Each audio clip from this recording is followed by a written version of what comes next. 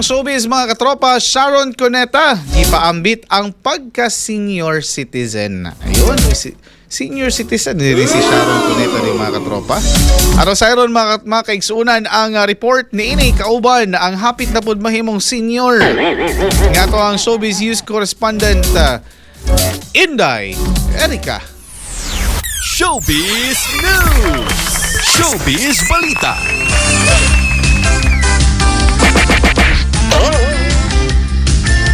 Hapit na ni ma-senior pero kagumgum gihapon ni siya. Well na mga maring, mainit-init nga balita today.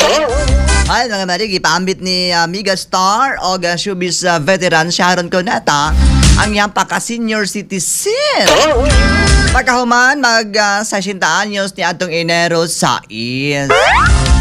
Sa social media post ni atong adlaw nga Miyerkules, ipakita ni Shawi ang iyahang senior citizen card.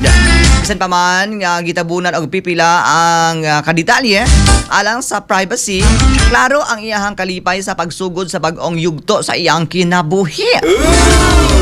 Bisan pa sa pagka-senior citizen, aktibo gihapon ang megastar sa showbiz.